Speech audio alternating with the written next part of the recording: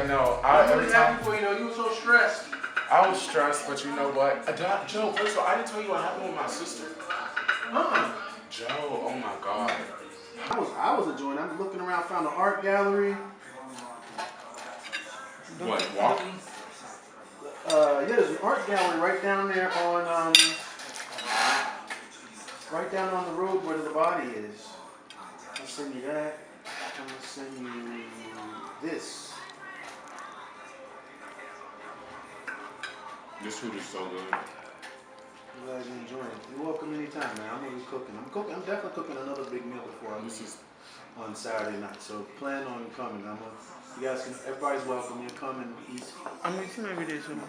We were talking about a business. Well, first of all, every Lyft driver I've had on the way to Ghana has been West Africa. Africa's economic rebirth? That's us? Oh, you changed the whole. See, the first one was Black Narrative. I was expecting. I thought this was a video of somebody else. No, the Black Narrative. Okay, I changed the thumbnail. Oh, I like this a whole lot better. I changed the thumbnail because it gets more attention on YouTube and more views. Okay. But no, it's still. Did we get any views? No, we got some views. You know what? Somebody mentioned me like 10 or 12 times I saw on LinkedIn. Somebody mentioned me, and I'm concerned. See, there might be a snake. You know, people come after you. People will come after you. Let me see. Did I mention you? I did. No, it was a woman. A black woman mentioned me like 12 times, but I didn't look at her. I didn't go click through to her link, so I need to do that. But hold on one second. I'm gonna send this. I did. To what am I trying to say? I scheduled a LinkedIn post with you in it because I scheduled the post to post a video on LinkedIn. And so I tagged you in it because you're in the video. Let me see video. Yeah, we're definitely gonna have fun tomorrow because I told him I want him to set up. He's gonna set up a section of the bar. Doris is gonna set up an upstairs section for us. Tell me to do that. I told him we'll be coming through like 9:30, 10.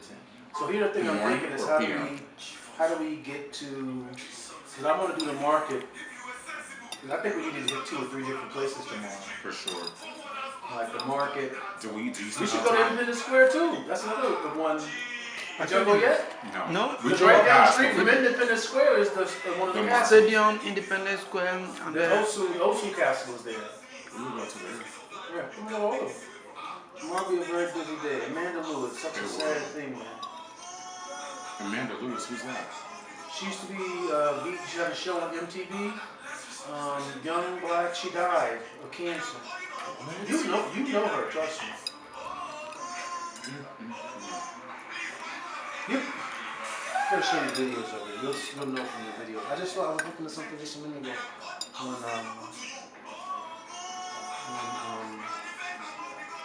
Instagram. Yeah, she died. So much death, man. Too much death going around. The Spanish people give me exactly what they asked for out in LA, ain't it? They gonna keep messing around, they gonna get the ass whipping they ass. You see them waving the Mexico flag. You repping you know proud, but still put the pride aside. Think about this. You wouldn't go to Mexico City and fly the American flag. Hell no. They would kick your gringo ass out there right out by the time. Kill me. Come on. You'd be finito. I would never do that. I have briefly ran across something that was saying how this has quickly flipped on the Democrats because they were just downplaying it essentially. I haven't really been keeping up with Democrats just keep their mouth shut, stay out the way. Let this thing implode on its own. You don't have nothing to prove. There's no election right now. You can elevate your voice and perspectives next year. For now, let Trump, because they're about to start a war with Iran. You know that, right? Isn't that why they withdrew? The embassy or diplomatic? Well, they withdrew in Iraq. They did some of the diplomatic staff in Iraq. But you know, no, I didn't know that. It's absolutely true. Is the Iran thing over Israel? Yeah, Israel wants to bomb. That's why Trump won't settle for. Israel wants to bomb because they don't want them to have the ability to enrich uranium at all. And Iran is saying we're not going to give up the right to enrich uranium for peaceful purposes, and that's what's driving them. Rightfully so, because Israel wouldn't give up the right, and neither would America, neither would Russia. So no one else. and it's like they want to bully Iran because, you know, I mean, I can't put it into words, but you know why they're trying to bully Iran? Because they're not Western. Yeah, but what Iran is also responsible for a lot of the terrorism, and that's the other thing. They're expecting attacks. I think some of the European nations issued travel maritime warnings around waterways in the Middle East, Suez Canal, Gulf of Arabia, all those places that they think there's going to be attacks on those ships if they go through. Remember, he bombed the Houthis until there was nothing left for them to bomb anymore. Then he decided to stop bombing because they blew up everything. That's crazy. I really do hate the bombing though, because what they're going to tell you is they're bombing. Like the same thing they're doing with the Palestinians. They're going to tell you they're bombing and they're killing Hamas members, but they're killing innocent people. It's just genocide. You know, that's why the most recent attack or battle in fighting Gaza has been such a big change, because now schools and hospitals, nurseries, old women, children, refugees looking for aid, food aid, there are no illegitimate targets. So, you know, when you think about that, that's, once again, it's absolutely true, but I don't compare the two from the standpoint that 60 homes burned down. It's a big difference between what the economic devastation that occurred because of what happened in Tulsa. I don't understand the Philly journey. I recently was enlightened about that, but I don't really understand. Yeah, the thing that's strange about Philadelphia was they had a black mayor. Well, I think his name was Wilson Good. When this happened. Yes. Oh, the black mayor that's green lighted him dropping a firebomb on the house. The black, they wouldn't come out. They were African liberationists. And let me tell you, if you don't know, they were liberationists who lived and believed in, they believed in self-defense. They believed in replenishing the earth, so they would pour their sewage into the yard, their front yard. And you know, in Philadelphia row house, they did a lot of things, and then everybody took the surname Africa. He was also the brother, I think he was the brother in the movie Jungle Fever. He was the Italian brother that was mad that his sister was sleeping with Nuna Young, Denzel, if you remember the movie. Anyhow, it's very interesting. But yeah, I'm definitely gonna get things together and cook again tomorrow, and I got some ideas. I bought those baked beans. I was gonna do more traditional barbecue baked beans because they haven't tasted it before. And the way they do barbecue chicken too is different. It's so we'll see all those things. I just gotta buy them and put it in the fridge. First thing, put it in the refrigerator and let it sit. Then come back and cook it. Africa, here I come. Mama Africa! But brother, let me tell you. The same thing in Dulles. When you get to the airport and it's all of us and a little bit of salt and mostly pepper. I ain't gonna lie, Joe. I'm about to finish it. Take your time. I know this is me. When I did see a little salt, I ain't gonna lie. And the bad thing is, I immediately think these people are, like development workers or that sort of. Even though it don't exist like that no more, but I'm like, what are white people doing? White America. Actually, I met this pretty decent, this cool white lady. Her name was Morrow. Yeah, that's good. She was saying the salon was a good idea because she said there's a lot of people over who might come from the West or Europe. And I don't know what she meant. She said there's a lot of Westerns. I don't know what she meant, white Westerns, but I took it as like maybe black Brits. Let me tell you my perspective on this and the things I've seen and I've watched. On this network, I have about 5 different channels of African TV, whether it be Nigeria, Ghanaian, different tribes in Nigeria, Yoruba, Igbo. When I watch these shows, one of the things that's very clear to me is I watch some and I put it equivalent. I don't think they're soap operas, but it's a Nigerian television series. I have not seen a woman yet on the Nigerian channels, at least. And I'm not sophisticated enough to know the Ghanaians and to be able to see it. But I've been watching the channels. everybody here, all the women, wear wigs and synthetic hair. And I can't see, it's hard to look at that and not think that on some level that they're not ashamed of the natural hair. It's just a culture, they don't wear the natural hair. And a lot of long lashes. I mean, lashes I don't for see your it. ass. I don't seen it. Yeah, I don't Nails for your ass. So I mean, they are. You don't need to have Europeans to make that business pop. You can just. Well, she didn't say. I guess more so how Europeans, but she was saying cater to that aesthetic because that's what people like. I think that they've culturally conditioned to believe that They have. your long luxurious hair is so much better. I think Africans, nations, got that conditioning to white supremacy worse than we did. Brother, in one of the shows, they had a whole. The woman had a salon with lotions and creams and fragrances. A whole wall was skin whitening cream. I said to myself, what the? I thought to myself, it's something right there. But I can't. That's why when I talk to them, I try to tell them, you gotta love yourself. You're more than a 10. In fact, they won't even take $1. That's interesting. No, it's like $1 now. Down. No, but I'm saying, when I was here, the US dollar, they're looking at this, they don't even think it's real money. They play with like, what is this? And the dollar was worth at that time 15 CDs for $1 US, and they were like, no, we don't want it. Because there's too many of them. Yeah. There's too many small dollars to equal anything. They let us know we want bigger bills. They gave me better rates. But I'm interested to learn about that. But here's the thing, from my standpoint, if you're going to invest in a business or put money in a bank, you're going to get the official rate when you convert the money. Yeah.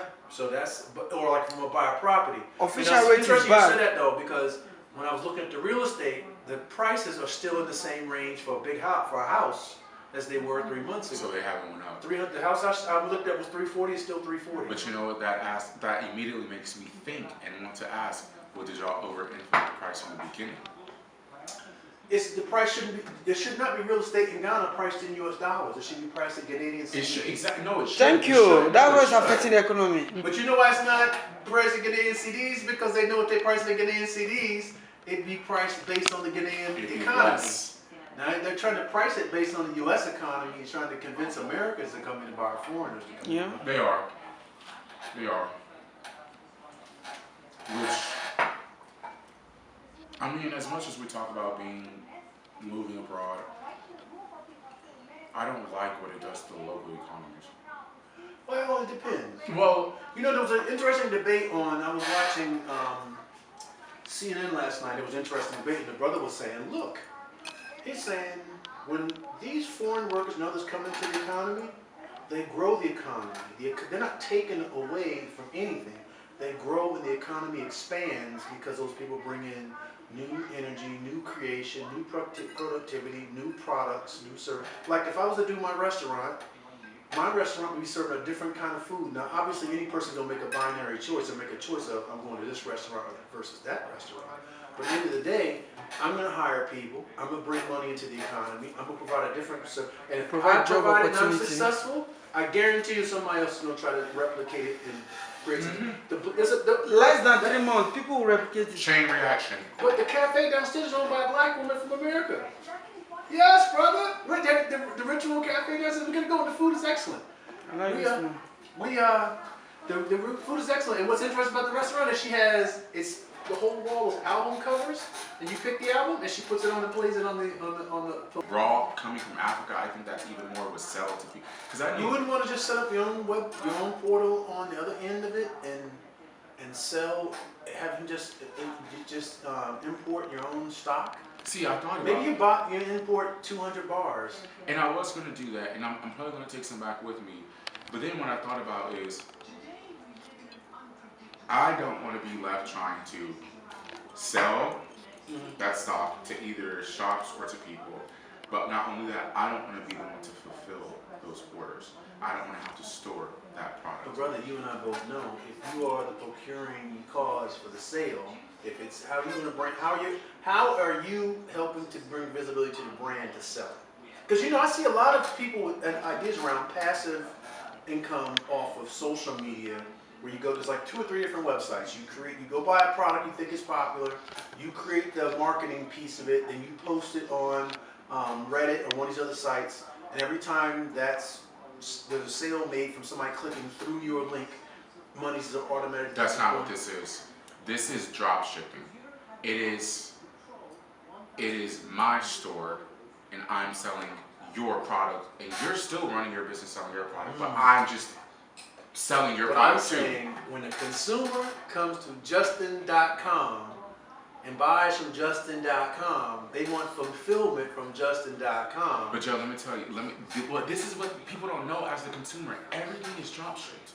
Yeah. Everything, like you order something. But I know when I buy from those sites, they have policies around satisfaction guarantees. They're going to rebate your money. If you're selling in America, what you can imagine is regulators. You may have regulatory issues if somebody complains about quality of the product or delivery. So that's my point. Is that you can't escape full culpability.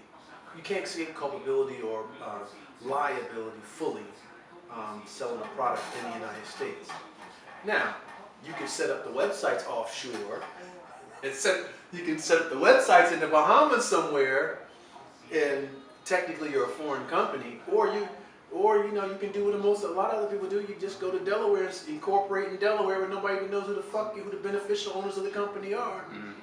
Rock your business that way. I don't know. I'm not going to poo-poo anything. Whatever ideas you come with, we're going to explore. I guess what happened. Don't get on that plane. Go right to sleep. When are you leaving? Saturday night. Just Saturday. Remember, when I got here last week on Saturday.